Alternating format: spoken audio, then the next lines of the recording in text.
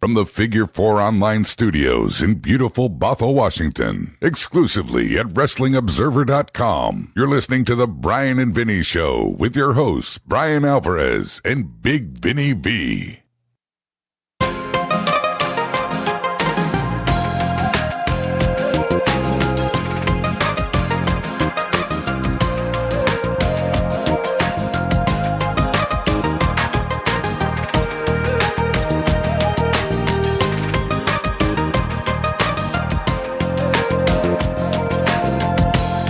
All right, everybody, it is the Bryan and Vinny Show here. It is November 14, 2019, figure4online.com/wrestlingobserver.com. We've got AEW and NXT to talk about here today. And before we get started, I try so hard not to get caught up with the stupidity that I see online, but sometimes it's just mind-blowing to me. So, I tweeted something about something today, and I mentioned that WWE started this war. And a bunch of absolutely crazy people have convinced themselves that no, AEW started this war. By existing? So, I realize that they won't even hear me, but like, for the people that aren't clueless, I'll just remind you of what happened, okay? Do you guys remember when AEW trademarked Tuesday Night Dynamite? They didn't trademark Tuesday Night Dynamite for a show on Wednesday. Mm-hmm. That was one of the early ideas, was to do the show on Tuesday. There was never a plan from the beginning to, hey, let's crush NXT on the WWE Network. I don't even think that they chose the day. I think that TNT chose the day. They didn't choose Wednesday to try to go to war with WWE. If you're going to go to war with WWE, you go Monday or you go Friday. It's not much of a war to put your show on national television and go up against NXT on the WWE Network. Which at the time, exactly, it was not on national television. They wanted a day. Yeah. Okay. So as soon as it was announced that they were going to do their show on Wednesday, which is not versus Raw and it's not versus SmackDown, that's when WWE went crazy. They rushed to get a deal to get NXT on national television. They rushed to get the deal for NXT to get 2 hours. They rushed the TakeOver Caliber card. They rushed the show on the air 2 weeks early, which, by the way, because it was so rushed, they had to do the deal where the first hour was on USA and the second hour was on the WWE Network. They couldn't even get 2 hours. They rushed it so quickly. They had the TakeOver style card for the first show. They promoted no commercials or limited commercial interruptions. They had an overrun. They did all of this stuff because they decided they were going to war with AEW. Like, this wasn't even, I'm not even like sitting here giving people a history lesson of the Monday Night Wars. This was 2 months ago. Yes. And people can't remember what actually happened. Anyway, let's talk about these two shows. Two fabulous shows. Should we do the ratings first? Does it matter? I suppose we can start with that if you want to. We don't even do that every week, but no. we may as well. So, the ratings for the show, you can get the full details in the Observer. But very quickly, AEW won, I believe, for the 7th straight week. AEW did 957,000 viewers. NXT did 750,000 viewers. Now, the important things about the numbers are these. As I noted last week, if WWE on Raw last Monday had announced that AJ Styles and the OC were going to be on NXT on Wednesday, they would have beaten AEW. That's how close it was. Now, how do I know that for sure? Well, NXT didn't start out all that strong, and then AJ and the OC showed up, and they announced that they were going to wrestle in the main event. And when people found out that AJ and the OC were going to wrestle in the main event, that's when they took over that night. And for the second half of NXT, they were beating AEW. And if they would have just announced, hey, these guys are going to be on the show, they would have won straight from the opening bell. But instead, they had to not announce it. I think because, as of Raw, they hadn't even figured out what they were going to do yet. But the point is, they could have announced that a WWE star was going to be on NXT this past Wednesday. They did not do that. They did not announce any main roster stars for the NXT show. That hurt. And what I also think hurt was on Raw Monday, they either beat or squashed everybody that was billed as an NXT talent. So the NXT show did 750,000 viewers. AEW started at a little over 1 million, which actually, last week, they also started a little over 1 million. But over the course of the show last week, they lost a lot of viewers. This, they started at 1 million, they lost some viewers. They went back to 1 million for Chris Jericho and MJF. They lost some viewers.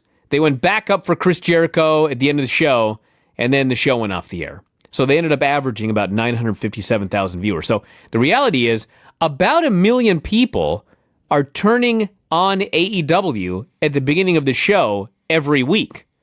The question is, what is running them off? What is not running them off? Are guys getting over? But anyway, whatever gap there was last week, the gap is now gone. Pretty much close to 1 million versus 750,000. So those are your ratings numbers. The gap is back. The gap is back, yes. Yeah. The gap had closed, the gap is back. Yes. So, full details about what gained and lost in every quarter in the new Observer, so head up there and check those out. Now let's talk about what happened. Well, here is what led to those numbers. WWE NXT, November 13th, 2019. We open with Lio Rush versus Angel Garza. So, I'm going to spoil the end of our show here a little bit, but it seems like more often than not, while NXT usually has the best match, or while AEW is the best show, NXT, it seems to me, more often than not has the best match.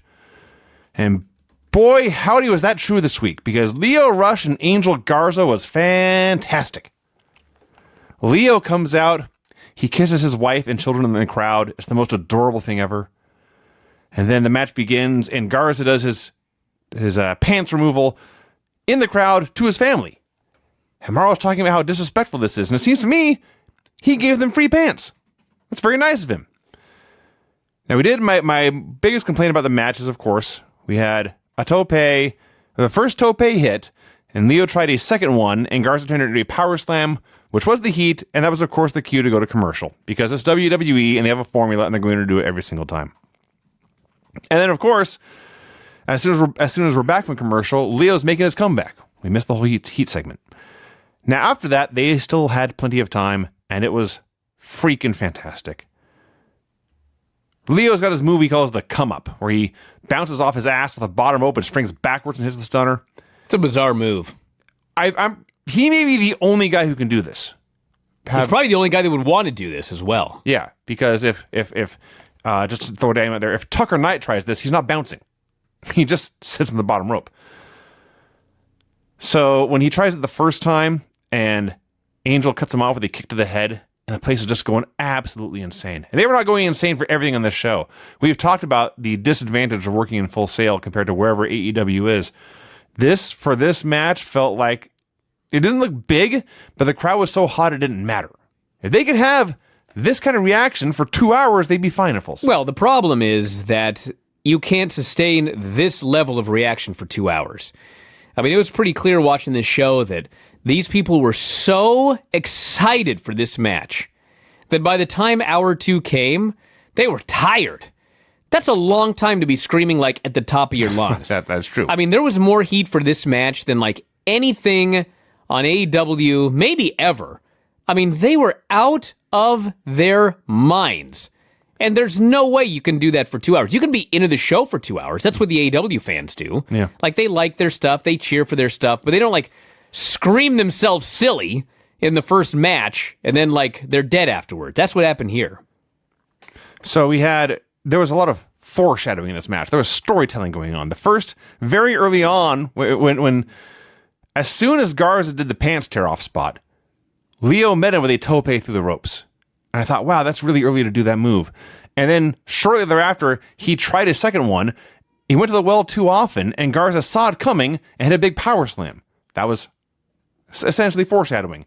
Here we had it again because Lio kept trying the come up, and it kept getting reversed into various things. He tried it the first time, got kicked in the head. Tried it a second time, got reversed into the wing clipper for 2.9.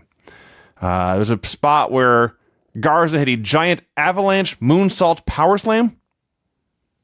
Ridiculous move. Just ridiculous. They're having this headbutt war on the top rope. I don't know if Leo did this on purpose or not, but it was awesome either way. They're having the headbutt war on the top rope, and suddenly Leo does a Hurricane Rana, only instead of wrapping his legs around Garza's head, they wrapped it around his waist, which sounds like a botched move, but it looked awesome, so maybe it's not. The final hour is Leo's frog splash. He hits this move. Garza still kicks out, but then as he's going to the ropes, Leo hits it again. He gets the pin, although Garza's feet are on the ropes. The crowd boos because they love Angel Garza so much because he's miscast as a heel. But regardless, this match was awesome. 4 stars plus easy. One of the best NXT matches of the entire year. Yeah, this was awesome, but they did screw up the finish. The foot on the ropes that wasn't on the ropes. And they're talking about the foot being on the ropes. And I'm watching the match, and the foot wasn't on the ropes. And I thought, should I replay it, or will I see if they do a replay? So I waited, and they showed a replay of the finish. And as soon as the ref goes to count, they cut away. Aha. So Angel Garza's foot was supposed to be on the ropes. I think it hit the ropes and came off. It was not on the ropes for the 1 count. He finally got on the ropes for the 2 count. And then Leo Rush, for some reason, hooked his leg and pulled it off the ropes. Yeah, that's the idea. That's legal. I think, it depends. I've seen it done both ways in wrestling history. There was who do you watch? There's an old St. Louis match with Dick Murdoch on somebody, where the babyface got the leg foot on the ropes for 1 and 2, and then Murdoch pulled it off. I forget. Anyway. One way or the other, I don't think that's what was supposed to happen. It may Because not if have it been. was, they would have showed the replay of it. That's possible. Regardless, there's a screwjob finish, which ordinarily I would complain about, but hey, it leads to a rematch between these two, presumably. So, great news. This was a fabulous match. Loved every moment of it. Both guys, unbelievable. Both guys look great. They look like stars. They look like athletes. I know we can play this game, but let's just be honest. Angel Garza has no hope on the main roster. No one here does. Let's not fool ourselves that maybe this, maybe that. There's no hope for this guy. If he looked like Wardlow, maybe, but he doesn't. So I'd love to be wrong. That'd be like the one time I was wrong about somebody on the main roster, but I'm not holding my breath. Suddenly, we are outside in like a rock garden or something. I don't know where the hell we were. Just right outside Full Sail. There's rocks all over. Tegan Knox and Rhea Ripley had been laid out. I was just trying to focus. I was focusing on the landscaping. I'm trying to guess where the hell they were. Zia Lee versus Aaliyah. So, Aaliyah grabs her at one point and does this really awesome Northern Light suplex with the bridge. And she's up on her toes. Her back is all the way arched. It's gorgeous to look at. And I thought to myself, hey, maybe she's getting better. Wrong. She's doing this spot, and she's throwing these kicks and says, I shall hit the ropes. They're 6 feet away. Oh, It took her, I counted, 6 steps to run halfway across the ring. so every step was, she moved 1 foot. Some of them may have moved backwards, to be honest. Hey, listen, she was better than she was in Seattle. That's low praise. Yeah. But man, she took 2,000 steps to get to the corner. She's, And listen, she's not very good, no. but I don't like to see anybody get hurt. Also true. So I feel bad. And it was the weirdest thing because the finish is a kick to the face.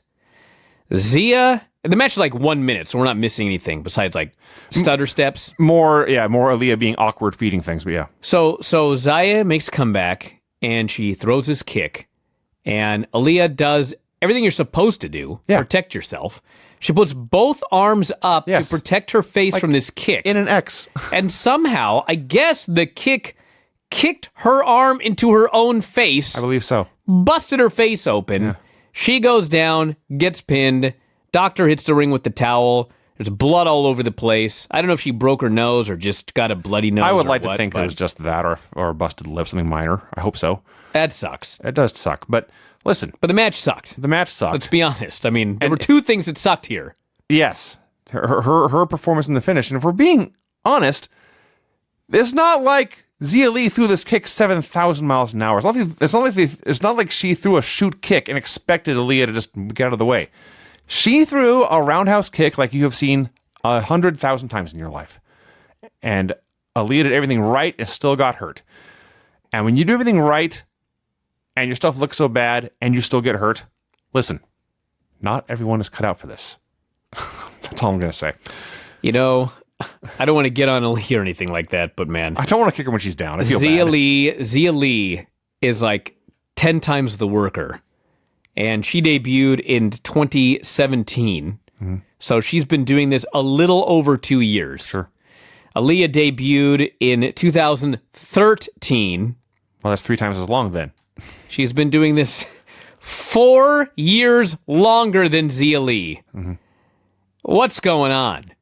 And Zia Lee came from China. It's not like, she was doing indies all over the place. Maybe we'll find out Wushu is a good base for learning pro wrestling. Well, clearly it is. Yes. You know what? A sport is a good base for professional wrestling, Vinny. When you put it that way.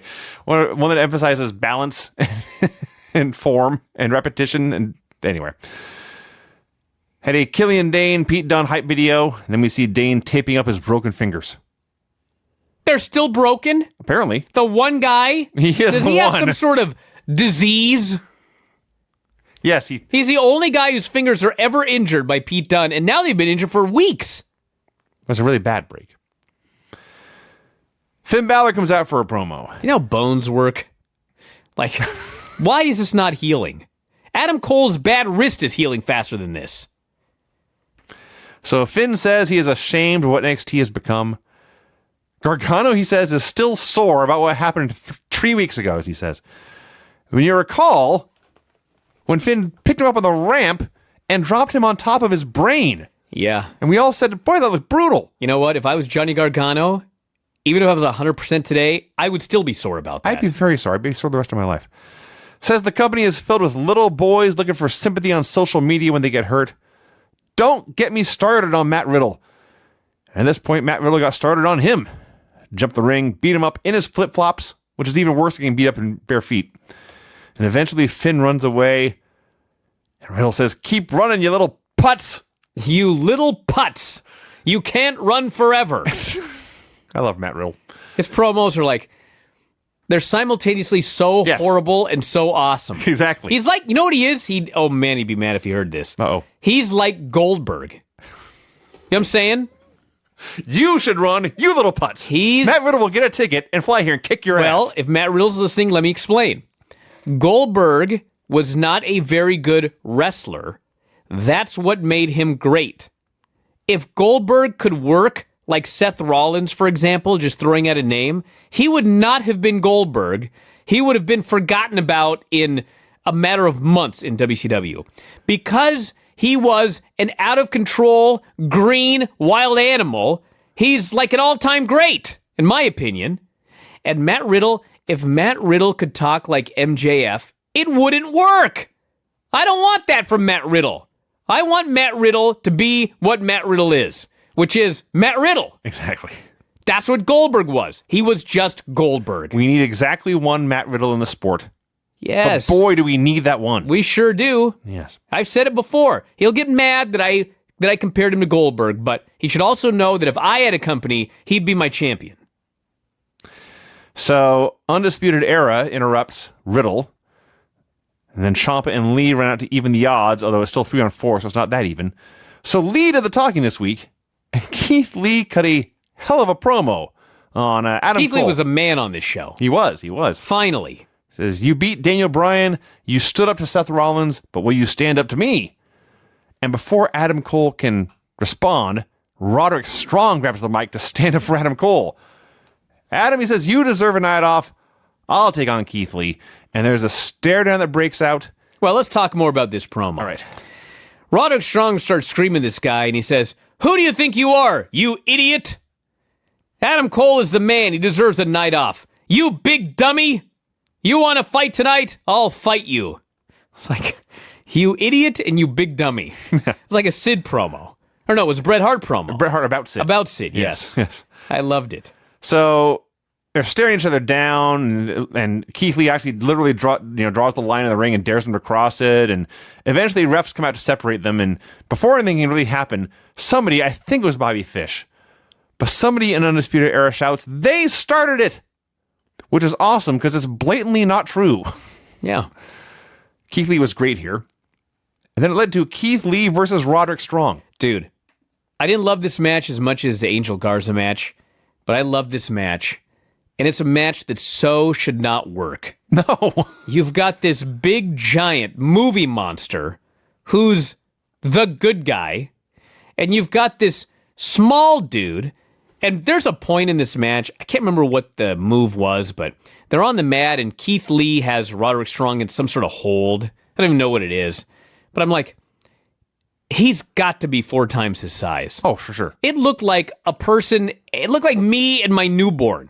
And she's small. I realize I'm small, but she's small. I can confirm this. She's smaller than you. Dude, he's so big. And somehow, tiny little Roderick Strong gets the heat on Keith Lee. And I don't even know. Well, I know how. It's because they're both great, and Keith Lee has a great face. Keith Lee is a sympathetic character. He's a sympathetic dude 4 times Roderick Strong's size. Yes. And they don't even give him like a simpleton gimmick. You know what I'm saying? No. So it was great, and they makes a comeback, and everything about this match was awesome. What this was is Keith Lee is King Kong or Godzilla, and Roderick Strong was the biplanes circling and shooting him. Sure. There was so many. He wasn't even the biplane; he was the pilot. There were so many times in this match where it was just Keith Lee standing still and Roderick Strong running circles around him and throwing strikes or kicks or jabs or whatever, and it kept working. And Lee would do like his comebacks were just taking everything Roddy had and wearing him out by absorbing all his blows. But it worked. Now, the heat for this was not great. People were not into this. They were tired. Well, maybe that's they why. lost their voice screaming about Angel Garza's trousers. Maybe that's why. So, eventually Roddy hits a big superplex on the monster. But he still gets cut off. Undisputed Era runs out. Ciampa and Riddle run down. The good guys are outnumbered, but still winning, which is better than having the numbers advantage and losing for the good guys. Balor appears. He lays out Riddle. One complaint about NXT, every single week, it's like a cliche now, somebody's got to take the bump where they're standing up on the floor and they get hit and like sit down back against the stairs. It's on every single show now. So eventually Roddy hits the monster with an angle slam, but Lee kicks out of that, hits a fireman's carry power slam for the win. I did think it went longer than it needed to, but it was awesome. I loved it. Huge brawl breaks out again, and who should make the save but Dominik Dijakovic? He destroys Undisputed Era, hits the Feast Your Eyes on Adam Cole. Ciampa accepts him right away, and Lee's hesitant at first, but they do shake hands. So Dijakovic now is on their team at War Games. So we go somewhere else, a different rock garden, I guess. And now Marina and Jessamine have been laid out, as well as Candice LeRae. So it's now just totally random. Everyone, good guys, bad guys, all the women, but they're all just being beat up in various places now. And there's Scarlett Bordeaux, her debut Oh, NXT television. You think I missed that? I did. So Were you watching with your eyes closed? Isaiah Scott versus Bronson Reed. Reed got thick, THICC on his gear. Just brilliant. Crowd is chanting Fat Boy something something. I couldn't make it out, but I think they liked him. So of course, I like both guys, 2 baby faces. It was a babyface match. 2 minutes in, commercial, because it has to be. Match was fine. It was missing something. They did good stuff. It was an average NXT match. Crowd was dead. Bronson Reed, I love him. He was not as good as he was a couple of weeks ago. There was no big splash. They missed some spot. I don't even know what they were trying to do, but they just looked like they were lost at one point. Yeah. And finally, Reed missed a sit-down splash. Swerve just kicked him. Yes. In a match where there's like 1,000 kicks, he kicks him, and he pins him. I was sad. It was a kick to the back of the head as Reed was sitting down. So I guess it's good to have more than one way to finish a match, but this is not the kind of move you can do just out of nowhere, it seems. I love these men. I feel like they could have had a match at least twice as good. Well, yes. This was an average NXT match. Last week or the week before, when Bronson hit, apparently the name of the move is the Amori Driver, as Maria called it, but it's the same move. Omori does. Yes, but I was going to say Heyman Page. Except Hangman drops to his knees and Reed drops to his ass. Yes. I love that move. That should be his finish. I cannot figure out why he just randomly does that move and then the guy just kicks out. That's a good question. But the last time he did it, you noted it looked lethal live, and then they showed a replay that showed it was not lethal. This way is the other way around. Live, it didn't look that good. But when they showed a replay, it was from the other side, so Reed's body was obscuring Swerve's head. That's what I said last week. Yes. I mean, how do you screw this up? He's got such a big body. It obscures a lot of things. If you're it's his gimmick. He across has from him on his giant belly. Move over a little bit. Yeah. So, yeah, Swerve won with this kick, and they did shake hands after. They are still friends. Thank God. I like to see friends in wrestling. Friends are great in wrestling. Kathy then announces Finn Balor versus Matt Riddle is official for War Games. That should be awesome. I'm sure it will be. Which means Riddle is off of Ciampa's team, so even though Dijakovic is in, they still need a fourth guy. Yes. All right. That same Forgotten Sons video aired. There's no way it's not directed at you and I. Like, it's impossible. It's impossible. I'm trying to Why imagine else would this air? Name one other possible reason. Somebody may have been sitting back there saying, play that video last week. Didn't do that much. Didn't get like a great reaction. Let's try it again. People. What I think it is, I think the irony is that I don't have an answer. They aren't using them right now, and they're concerned that if they don't do this video package, they'll actually be forgotten. They're going to be forgotten one way or the other. Because I'm caught off guard every time I see this video package. I'm like, oh yeah, there's Forgotten Sons. Why am I watching this video package?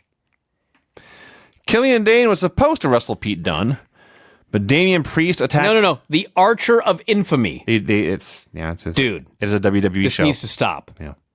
It's a WWE show. This is why this show did 750,000 viewers. They will push this branding down your face whether you want it or not. I think they lost 700,000 viewers during this segment because Morrow said Archer of Infamy 50 times, and then Nigel said it an additional 25 times, which was 74 times too many.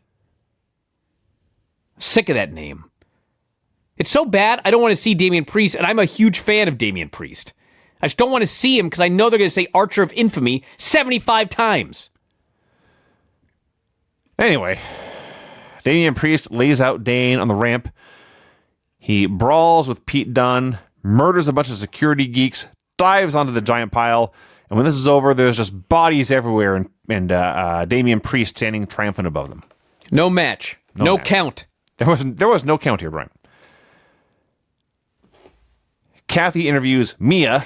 This was a WWE promo. I hate main roster stuff on NXT, and this was so main roster. Mia's doing this interview. I don't even know what she's talking about. It's just scripted promo. And somebody knocks on the door, and Mia Yim goes, "Who is it?" What? Are you kidding me?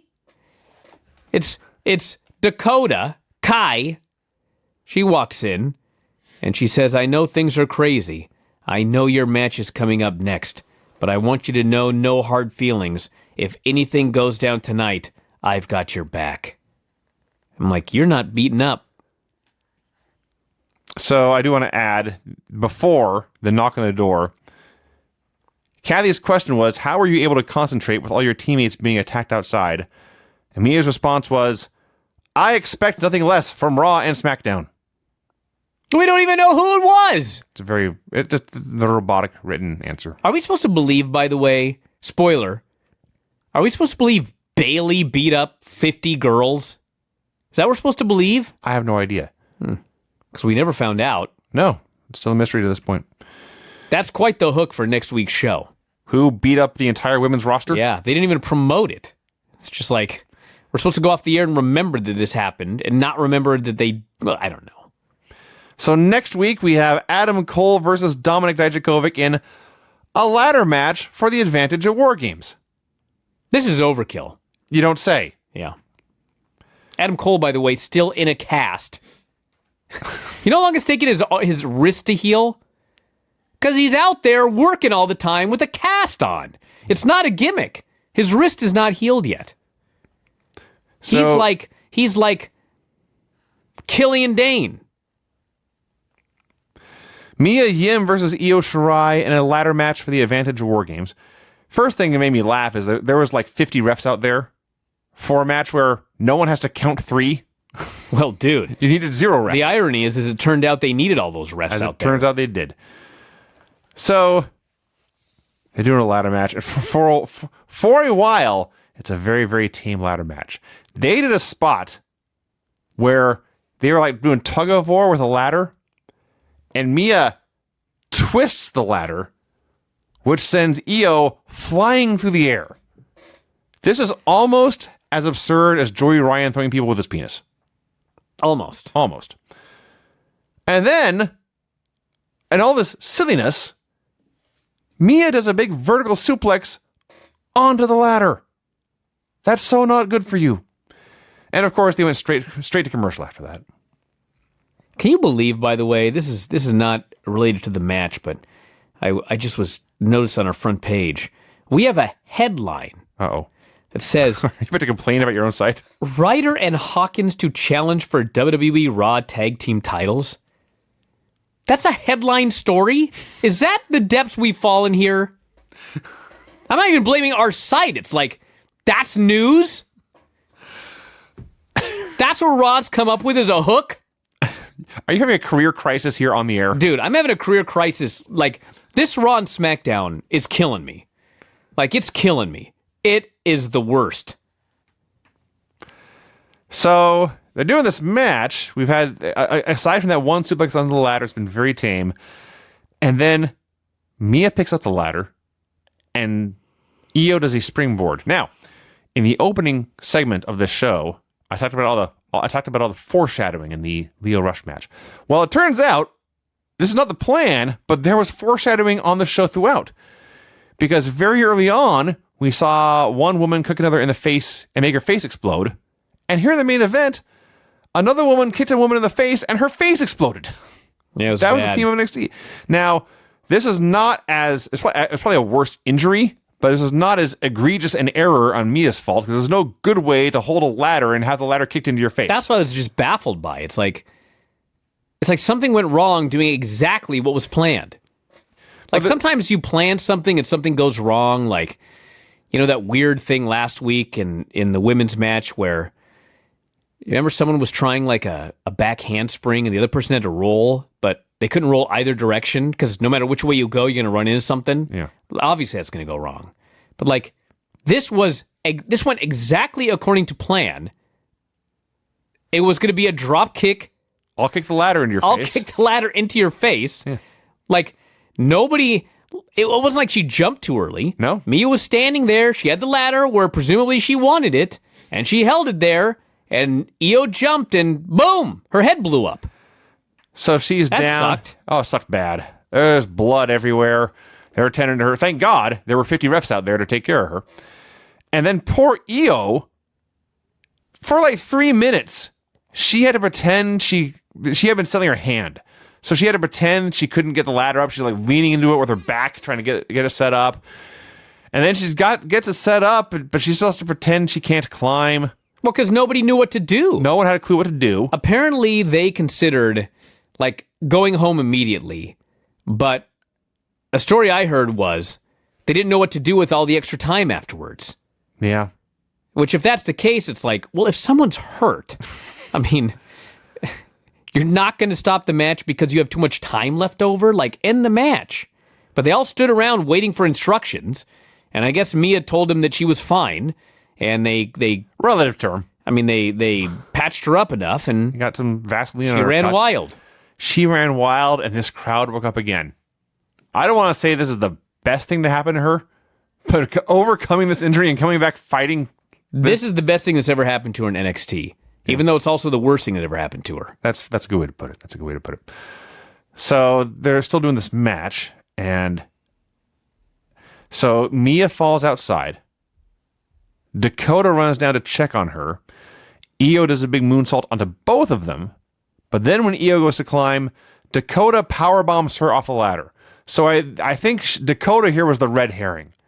They wanted you to think she had been laying everyone out because she was bitter about being left off the War Games team. And now she was going to screw Io, but in the fact she was helping Io win. She had Io's back. She had Mia's back. She had Mia's back, yes. Unfortunately, Kaylee Ray had Io's back. So Kaylee Ray runs down, who apparently is a different person than Kylie Ray. Yes. It's important to keep track. She lays out Dakota. She pushes... Mia's up on the ladder because Mia hasn't had a bad enough night. And Kaylee Ray pushes the ladder over, and Mia goes flying through another ladder. Dude, when Kaylee starts to push that ladder, like Mia's about halfway up, and Kaylee hits the ring, and I knew immediately she was going to tip the ladder over. And then I see Mia climb even higher, and I'm like, what are you doing? Like, what's your plan? You're not going over that top rope. Ladder gets tipped over, and I don't know what's going on with this company sometimes, but like, this is WWE. You don't even see her land. No. You just see her fall off the ladder, and she just vanishes, and everybody screams, and I don't even know what the hell happened.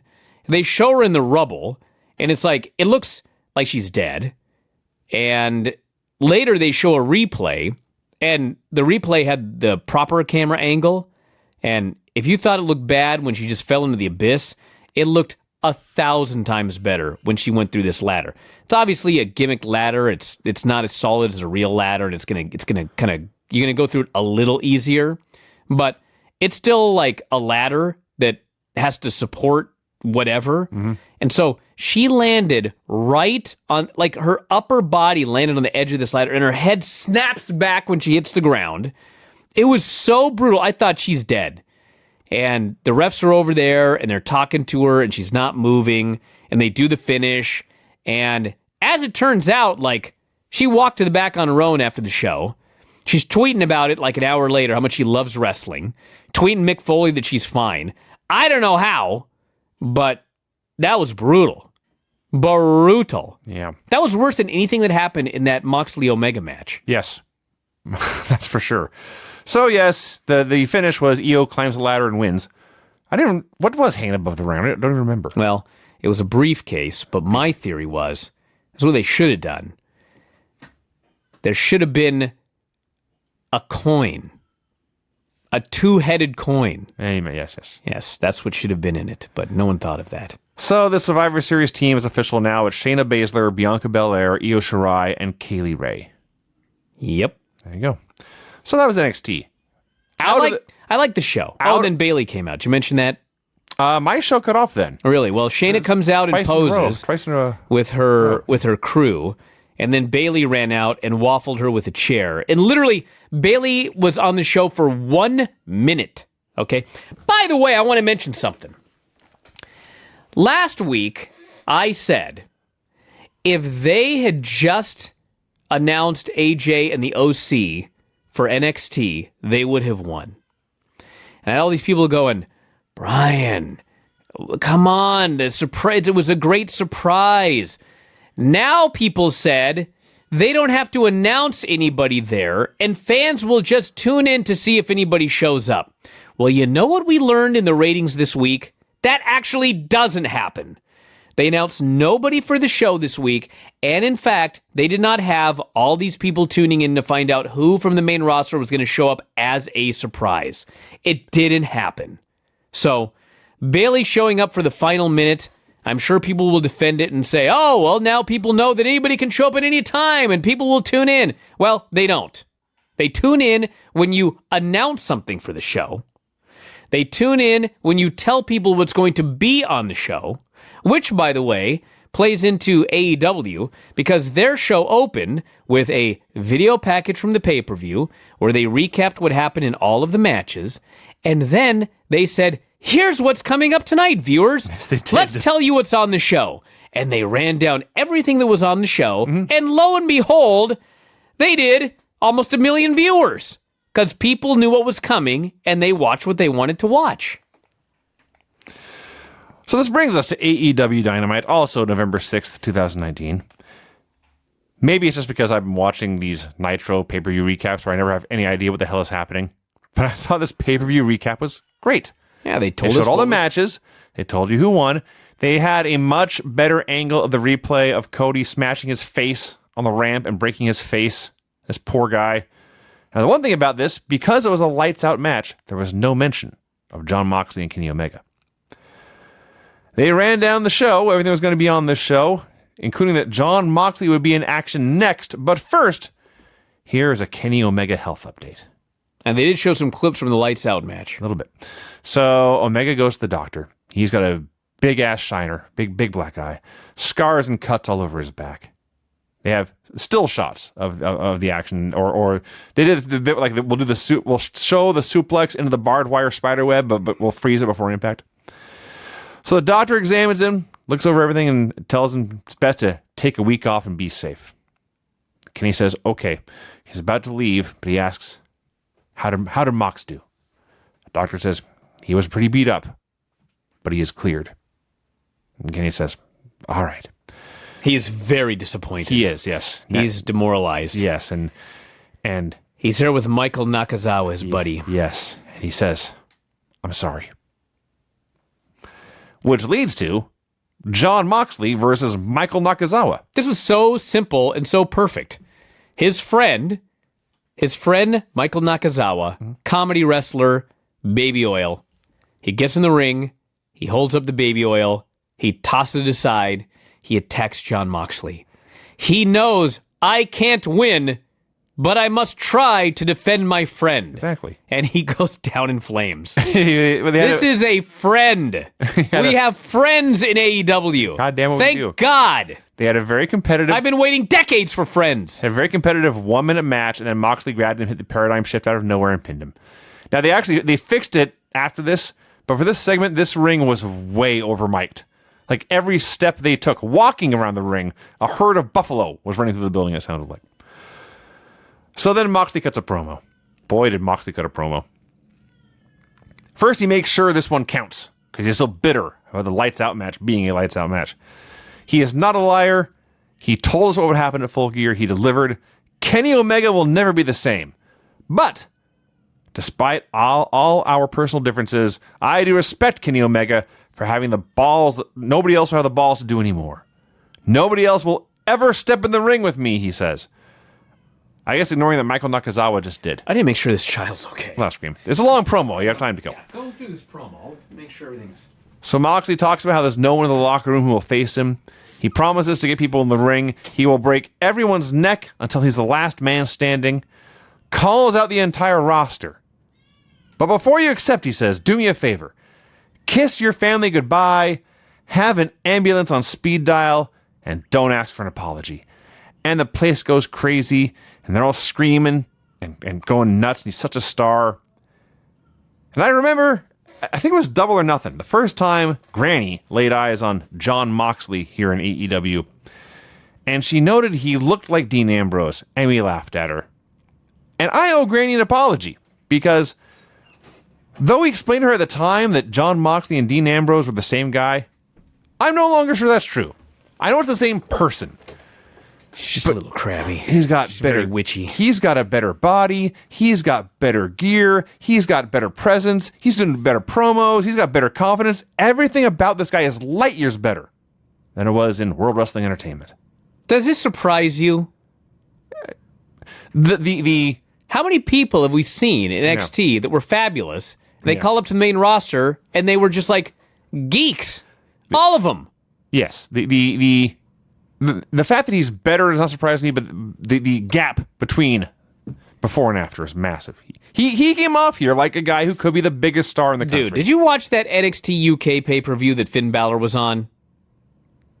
I don't think so. He was 1,000 times better than he was on the main roster. Just wrestling in NXT UK. So yes, that's what the main roster does to everybody. It ruins them all. The Dark Order versus the Jurassic Express. We need more background on both these teams. We need some promos or some skits or some video packages or something. Dude, we might, but like Marco, place is going crazy for him chanting his name. They're chanting the Jungle Boy. They hate the Dark Order. This was like the babyface tag team versus heel tag team match. There was a couple of spots that were a little wacky, but I mean, in general, like, these fans loved the Jurassic Express. They hated the Dark Order. It was the easiest match in the world. Women screaming as they're beating on the Jungle Boy. It's like, here's another one. I've been waiting 30 years for the women to scream when a guy's getting beaten up again. Finally, we got somebody that they're doing that for. It was good. I liked it. On top of all that, it was perfectly put together because the baby faces are tiny. I mean, Jungle Boy is in like the 10th percentile of pro wrestler size. He's the 10th? Can we try the tooth? Well, he's still much, much bigger than Marco.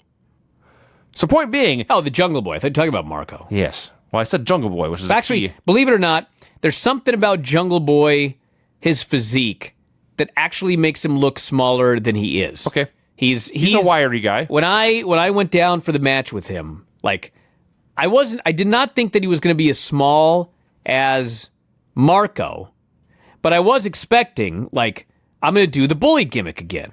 This is a small, skinny dude. Then I get there and he's bigger than I am. Yeah. So things changed. So he's not as small as he appears to be. He's got a juvenile physique because he's young. And face. Yeah. So, but point being, they were much, much smaller than the Dark Order. And so... Well, that's for sure. So when they were on offense, it was perpetual motion. Because that's kind of the whole point of tag team wrestling, is that within the rules of the match, it gives smaller men a chance to compete if they work together and cohesively and function as a unit and do constant double teams, which is what they were doing here. And boy, let me tell you, I mentioned this last week, but I can't tell you what an improvement it is now that they covered up Evil Uno's upper body. Mm-hmm.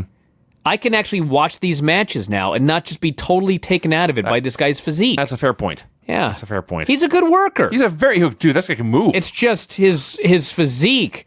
And they figured out... It was distracting. Put a shirt on the guy, and it's all better. He's still big. You can focus on the match now. So,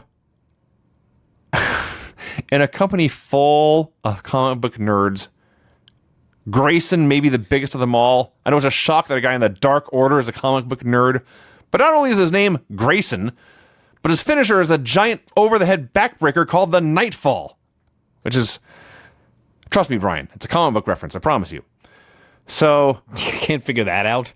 The Nightfall? Do you know a specific reference, No, Brian? I don't. But Bane, in a storyline called Nightfall, used a backbreaker on Batman to break his back. Yes. Are you kidding me? That happened. A backbreaker? This is the exact same move. It's ridiculous. I'll get I believe you. Yeah. It's just preposterous. That's how you take out Batman? Well, a backbreaker? After using all of Arkham Asylum to wear him down first. Yeah. It's a great story. Regardless, match is totally fun. The Dark Order... I started to say this. We still don't really know why these small guys like dinosaurs so much, or why these larger guys... Why do they have creepers? Who are they? What's going on there? So we need some storyline there, but... They hit the Fatality, which is exactly the same as the Street Sweeper, just turned around for the win. It was a hell of a tag match right here.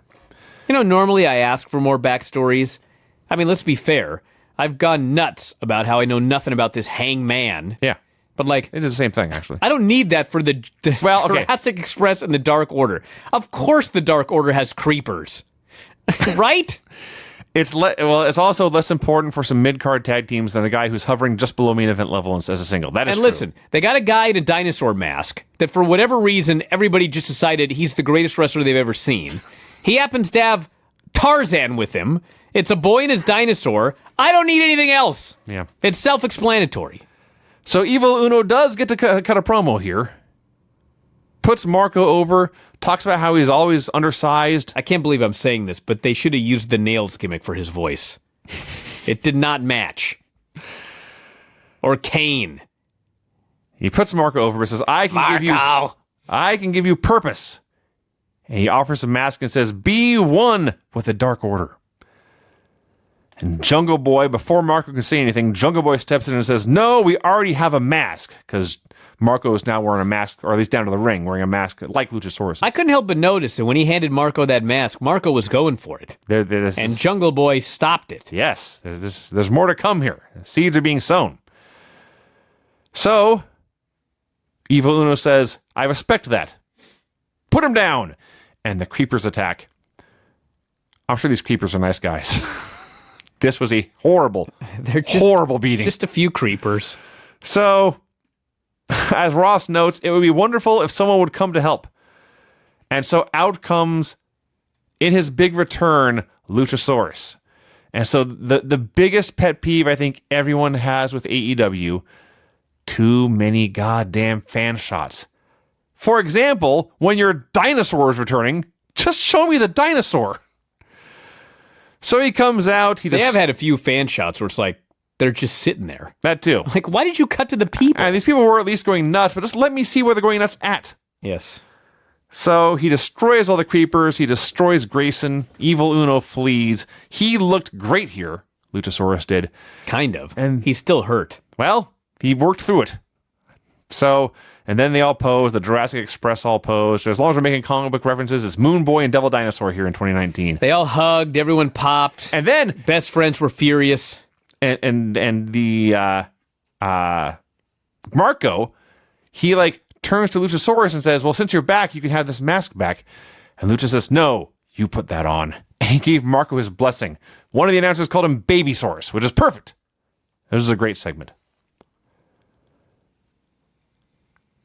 So Sean Spears and the librarian Peter Avalon are in the ring for something. And Avalon, they're in Nashville, and he's cutting a promo on Nashville music.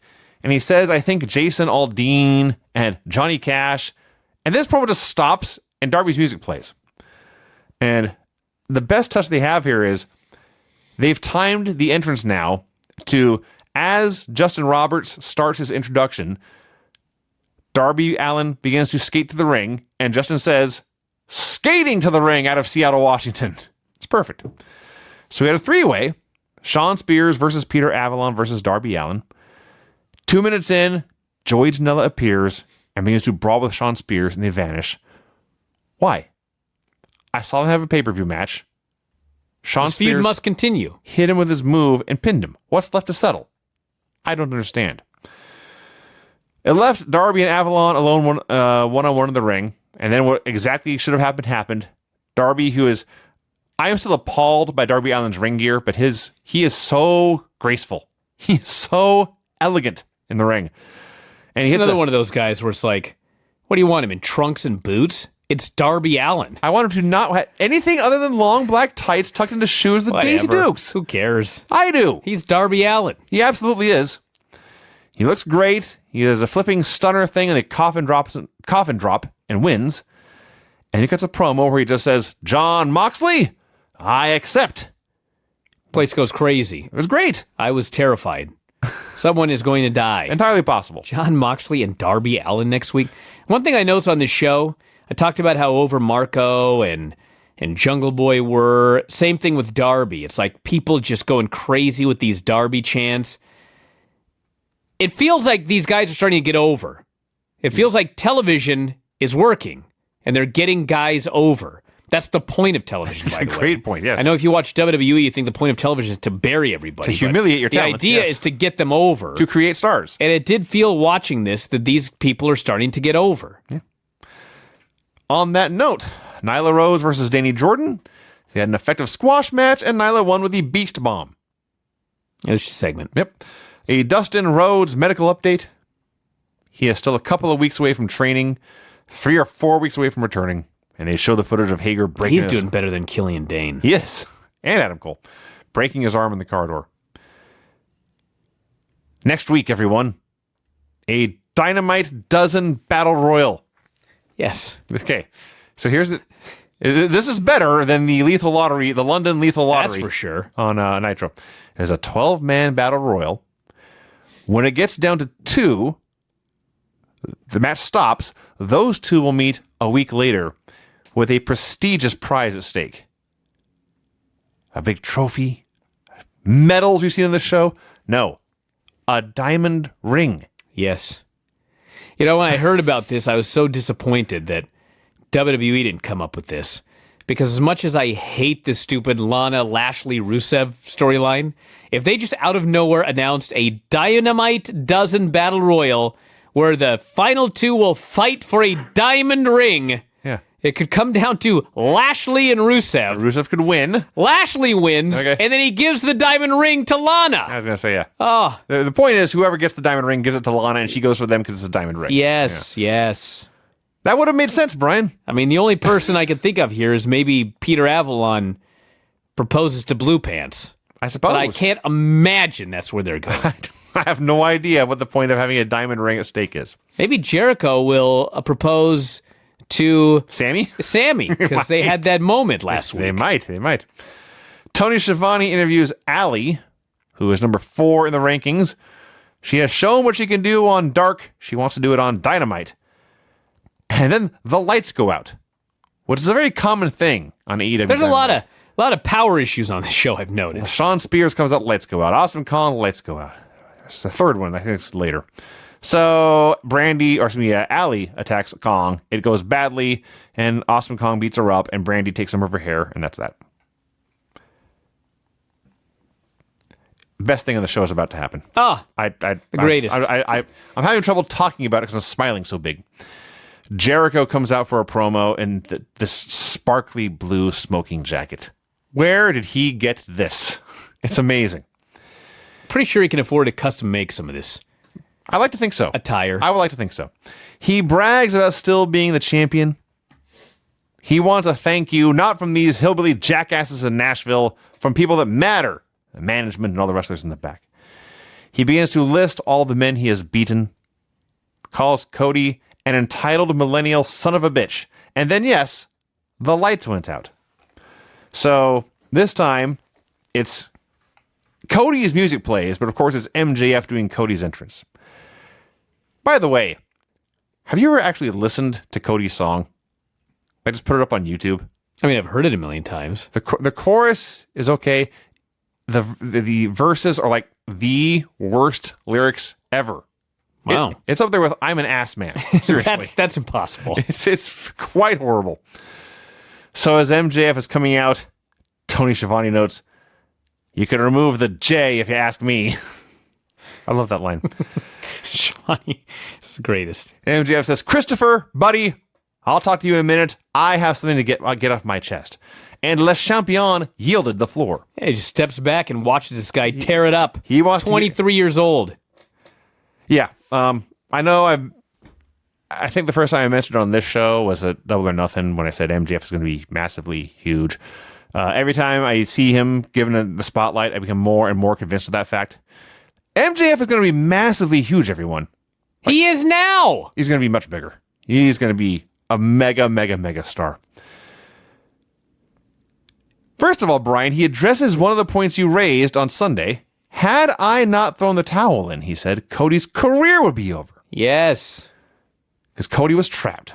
But more importantly, he wants people to know that you have been cheering for the real villain this whole time. Cody couldn't give less of a shit about any of you, he says. The real Cody only cares about himself. Cody is a liar. Cody is a user. Cody is an abuser who took a kid from Long Island and made him his puppet. And that sociopath said, "Hey, kid, I want to be your mentor."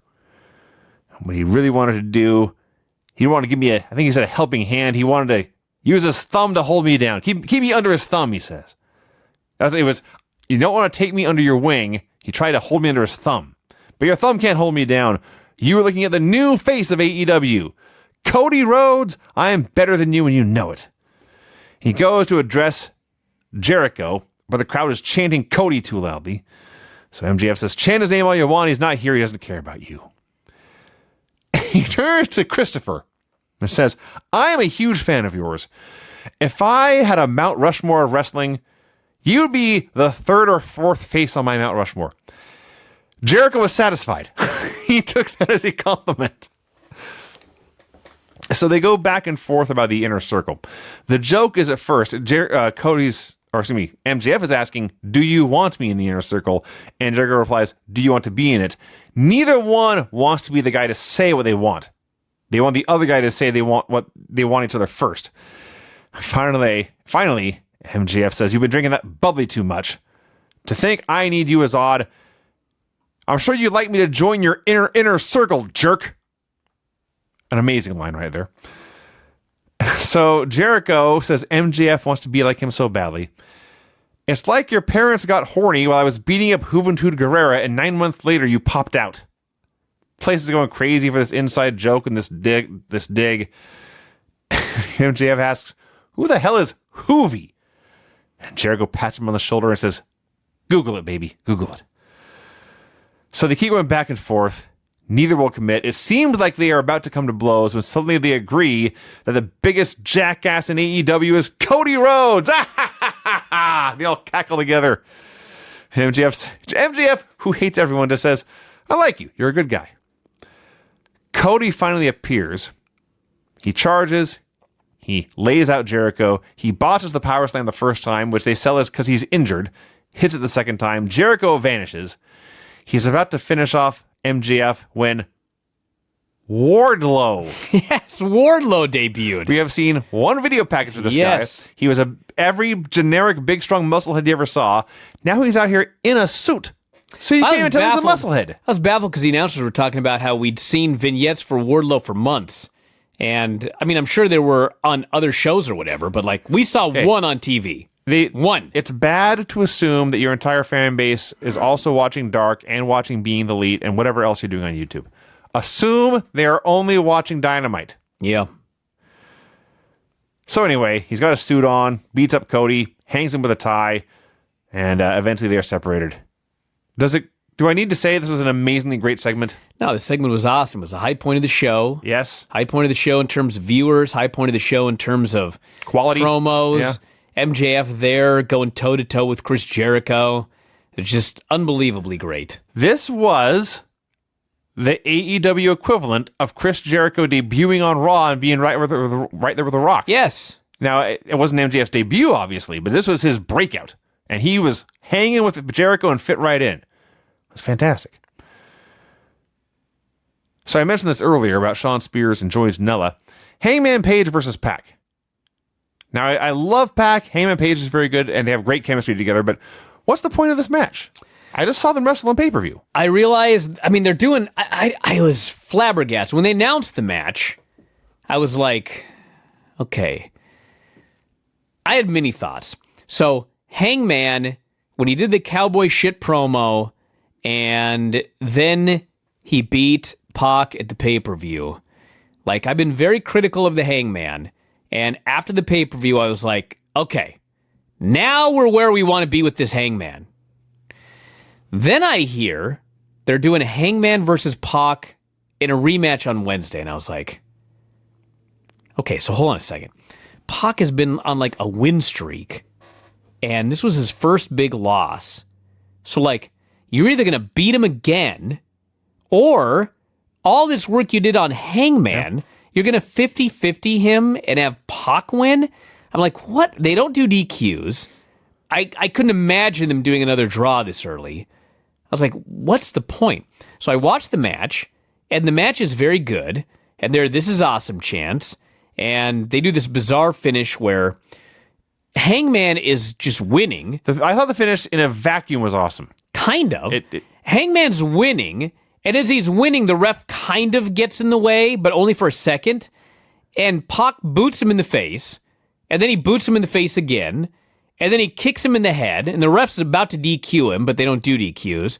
And then Pac goes up top, hits the black arrow, puts him in the brutalizer, and the ref stops it. I'm like, so did you concuss him with a boot? Like, you stopped all of his momentum with one boot, and then, like, you booted him a few times, and then hit your move and brutalized him or whatever. But anyway, point is, whatever I was thinking going in, when it was over, I thought the exact same thing. What was the point of this? I don't know. They finally got Hangman where I thought that he needed to be, and then they just beat him. I have no idea what they're doing with the other guy. Now, I want to talk more about this finish, because like I say, in a vacuum, I thought this finish was awesome, because Pac had gone for the brainbuster on the chair like he did in the pay-per-view, but Page reversed it, hit a brainbuster on the floor. Now, Pac still kicked out back in the ring, but he was woozy. And so there was, briefly, a moment where Pac was each to the corner, and the ref holds Page back so he can make sure that Pac can still defend himself. Page, being a sportsman, allows the ref to check. Then, Pac comes out of the corner, boots Page in the head, and Page goes down. He's dead. He's on his face, arms on his sides. He's not moving. He's dead. And the ref tries to hold Pac back, but Pac is not a sportsman. He's a bastard. And so he gets more aggressive when the guy is defenseless. And he beats him and stomps him and stomps him. Honestly, the the big knockout kick. If they had just done a knockout finish, I'd have been fine with that. But he hit his big move and put a submission move on him, and he won. Like I say, in a vacuum, a totally cool finish. But for what they've been doing with these two guys, I have no idea what the point of any of this is. And then the announcers were like, well, Pac has won this. He didn't say feud, but he said something like Pac has finished off this rivalry or something like that. Like it's done. So Pac's the one that's going up in this feud. So when they said that, then it was kind of like, well, if Pac was going to go up in this feud, why did he even do one job for the Hangman? Don't know. That's WWE thing. Yeah. That's like, well, Hangman's going to lose this feud, but we got to give him a win in here. Which, in theory it sounds fine, but the reality is they gave him that win and they took it right away from him. And so now Hangman is lower than he was before he even went into the pay-per-view. Yeah. So this was a baffling decision the more I think about it. Last night I was kind of like, well, they've done 50-50 this one time. It's been 5 weeks. Who cares? But when I really think about it, it's like, this is Hangman Page and Pac. And I don't even understand why they 50-50'd. I don't even get it. All of this, and you're not even mentioning the fact they undercut their own pay-per-view finish. Yeah. If you buy a pay-per-view to see a decisive, point in the story, you bought it, and Page won. You think, okay, great. Page is the better man. 4 days later or whatever it is, Page is not the better man, and you've wasted part of your money buying that pay-per-view to see that finish. Yeah, I didn't like this. It's just, I don't understand. We cut backstage where the Young Bucks and Proud and Powerful are having a backstage brawl. Somebody does a big dive off the forklift. I think it was Santana. Could be wrong. I need to learn their names. So they're doing this giant brawl, and somebody goes flying into the men's room door. Santana did the dive. I was right. They go flying into the men's room door, which opens, and Orange Cassidy is in the men's room, leaning against the wall, hands in his pockets, just hanging out in the bathroom. And Santana is creeped out. He reaches out, and he slowly closes the door, and the brawl continues. That was funny. So I want to know what he was doing with his hands in his pockets in that bathroom. That's the bigger That's issue. why Santana was creeped out. That's why he wanted to close the doors. Nothing there he wanted to see. They go out on stage. They take the loaded sock to Jeff's knee. They throw Matt through the stage. It was a good brawl, but here again, for far too often, it's occurring to me as I go through these notes, I'm left asking, what was the point of this? Proud and Powerful beat them at the pay-per-view. They already had the heat. Now they come out here in a brawl and beat them up again. Like, are the Bucks being written off the show? No, but they need some wins. Yeah. So I don't know. Brandon Cutler is there. He gets beaten up too. And finally, Private Party chases them away. And very quickly, we learn it's Private Party versus Proud and Powerful next week, which was a lot of P's in that match. And along with, of course, Moxley versus Darby Allin. The thing with all of the elite guys losing and losing and losing and losing, I mean, the reality is they were all like the biggest non-WWE stars in wrestling.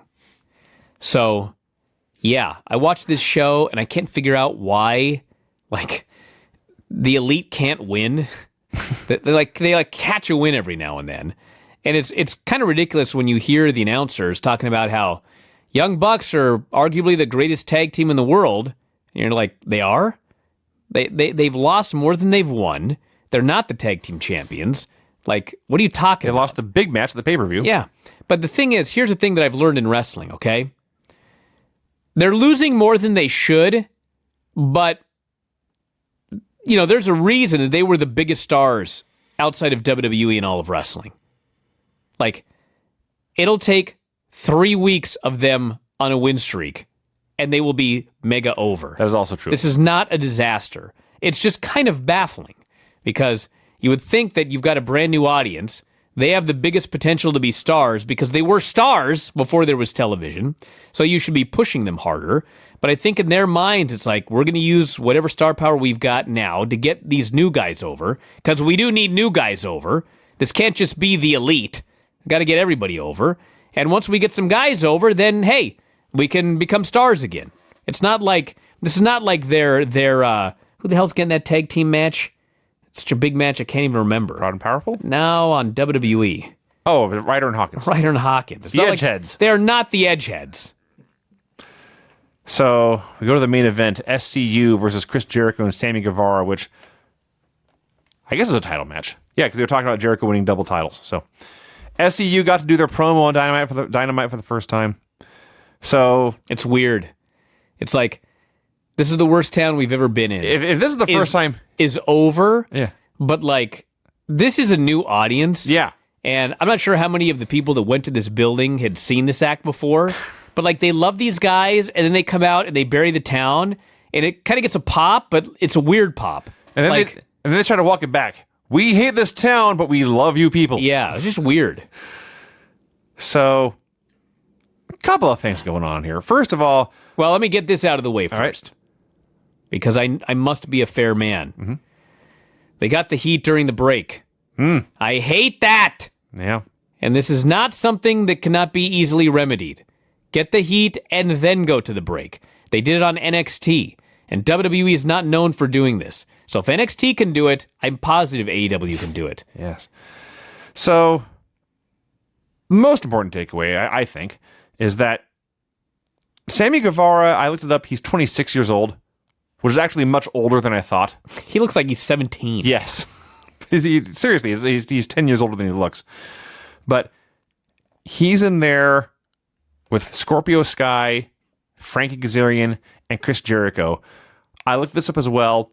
A combined total of 67 years of pro wrestling experience between those three men. He fit right in. Yeah, he's great. He's smooth as glass. He's fantastic. He's only going to get better. So, one thing in this match that actually did make me very, very angry. They're wrestling along, and Excalibur points out, folks, this is a championship match. It's a 60-minute time limit. If we run out of TV time, we'll put the finish on YouTube. Okay, hang on. 2 or 3 weeks ago. No. I can explain this. Okay. This is a title match. So it must be 60 minutes. Well, the title match, they want to finish. If it's just a random, nothing happening match, it's TV time remaining. I think that's the rule. Well, that's still... For all the... I'm just telling you. For all the storm and vitriol over the time limit draw we had... It was Pac and Moxley, right? It was Moxley and somebody. Yeah, it was Pac. Yeah. So now they just announce whenever we want to, we can do whatever time limit we want and show you the finish later. Well, they've done this for every title match. For the title match, that's not the rule. It's only for non-title matches. Well, why is it the rule then? I don't know. Then make it the rule for standard matches. Whatever your time limit is, we're doing that, even if it goes past the TV time. Anyway. Because it left me thinking, what was the point of doing the draw in the Pac-Moxley match? So you know that they will do draws sometimes to try to get heat. But then sometimes they won't. But as the title match has a 60-minute time limit. The other ones have TV time remaining. That's it. That's all. On pay-per-view, they'll all have time limits. But on TV, if there's a non-title main event, it's just TV time remaining. That's I understand that. I'm just saying they shouldn't do it. Well, okay. You're allowed that opinion. I'm allowed that opinion. So, they're going to the finish.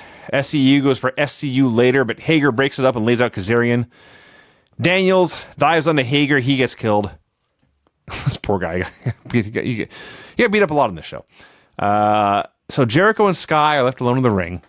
And it's all really, really cool stuff. Jericho gets the code breaker out of nowhere. It's not the finish. Scorpio Sky kicks out. And then shortly thereafter, he grabs him and hooks the small package of death. And Scorpio Sky pins Chris Jericho on Dynamite. Can we talk about the 1,000 reasons this was the greatest finish ever? Yes, that's what we're here for. Well, when Jericho first won the title, he was doing his bubbly celebration backstage, and he just happened to walk by one Scorpio Sky and said, "You'll never get a shot at this title." This was like 2 months ago that they shot that angle. Well, they got Scorpio Sky over by having him wrestle in his tennis shoes. They come out here for this match. And winning the tag tournament. Scorpio Sky is one half of the World Tag Team Champions. He's no geek. One half of the World Tag Team Champions. The World Tag Team Champions are the tag team equivalent of Chris Jericho. Sure. He's the singles champion. They're the tag team champions. He absolutely should have the ability to pin the world champion in a tag team match. That's his specialty. So he goes out there, he pins Chris Jericho. Now they can do a championship match off of this, where, in fact, Chris Jericho has every right to beat Scorpio Sky in a singles match because he's the singles champion beating Scorpio Sky. It got over the tag team champions. These tag team champions are not the WWE tag team champions that lose to one guy all the time. Sure. These world tag team champions, one of the guys just pinned the world champion. His first loss. His first loss in AEW. They are valid tag team champions. They are champions. Yes. I will add that Scorpio Sky has now used a small package to defeat the terrifying Lucha Brothers for the World Tag Team titles. Yeah. And he has used the same small package to pin the world champion, Chris Jericho. Yes. He is going to hit this inside cradle, and the place is going to explode now. Yes. When he hits that small package on Chris Jericho, it will be the hottest near fall that entire night on television. Yes, I can't wait. So, yes, that was the finish. Jericho throws a tantrum, starts throwing crap everywhere, and the show goes off the air. Which is great. He was angry. Yes. He did not blow this off like Becky Lynch did on Monday when she got pinned. This was awesome. I think it should be abundantly clear which show I'm voting for this week. I gave mine away the opening. Yeah. NXT had the best match. AEW was the better show. AEW wins again this week. It had this may have been my favorite AEW show yet. It was way up there. It may have been my favorite. You had great wrestling. You had great promos. You had guys getting over. got new faces getting over. This is everything I want from a wrestling show, really. Yep, the NXT show. Some comedy. NXT is still... It's funny, I've mentioned this 1,000 times, but it hits me every time. Like, I always have these weird anti-AEW people telling me, AEW, they're never going to get over. There's no storylines. It's all wrestling. And I watch these two shows, and it's like, dude, one of these shows is the show where it's like all wrestling. And it's not AEW. Yeah. NXT is just, it's all about trying to do blow-away matches. And when there are promos, they're usually bad. And on AEW, yeah, the matches on AEW were not as good as the matches on NXT. It's been that case almost every week. Has there been a week where the wrestling on AEW was better than the wrestling on NXT? The best match is usually on NXT for sure. The best match is almost always on NXT. And look at the ratings. Yeah. It's not about which show is putting on the better matches. And of all promotions to not get it, it's WWE. You know what I'm saying? Yes. The sports entertainment company is the one trying to win this battle with just better wrestling. Better sport. The other show, they're doing interviews, they're doing storylines. You could follow the storylines back months.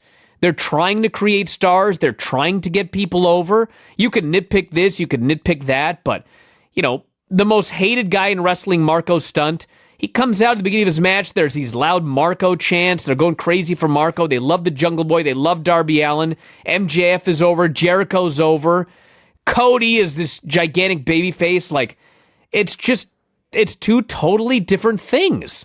And the things that people accuse AEW of are actually the things that NXT is doing. So anyway, AEW People on the wins. internet are dumb, Brian. There's a lot of stupid people. Mm-hmm. I mean, there are a lot of stupid people. And they all have smartphones, unfortunately. That is a very unfortunate fact. All right, we're out of time, everybody. I want to mention that if you go to f4wmania.brownpapertickets.com, that is f4wmania.brownpapertickets.com, the group tickets and everything else are up for WrestleMania this coming year. That was fast. We've got a number of different packages. Show is April 3rd, 2020. We have a VIP Platinum. It is $289, $305 with the service fee. For that, you get the meet and greet and Q&A priority seating with myself and Dave, and a WrestleMania ticket in the F4W group section. And sit with a bunch of people from the website. So that's the Q&A, the meet and greet, and a ticket. It's $305 with the service fee. We have VIP Silver. That's the meet and greet and the Q&A. No Mania ticket. That's $59. And we have General Admission, which is just the Q&A. $39. It is a Q&A with myself and Dave. It ends up on video.f4wonline.com. It ends up as a podcast. You basically just do a live mailbag with us. You get your seat. We have microphones. You get in line. You come up. You ask whatever question you want. Dave and I will answer. Everybody always has a good time. It's a lot of fun. So all of those different ticket packages are available for the Tampa, Florida WrestleMania. And the Q&A, by the way, is Friday morning. So if you're making plans to go, our Q&A is going to be Friday morning, I believe at 11 o'clock a.m. But all of that is noted, is up at f4wmania.brownpapertickets.com, f4wmania.brownpapertickets.com. These sell out fast. Yes. Section 125, by the way, if you're wondering where the tickets are Yes. at WrestleMania. It's a very good section. So 11 a.m. local time, 10 a.m. for the meet and greet. That's Friday, April 3rd. Obviously, WrestleMania is on Sunday. So check it out, everybody. If you want this and you wait, you're probably not going to get it. So if you want it, I recommend going up right now and grabbing it.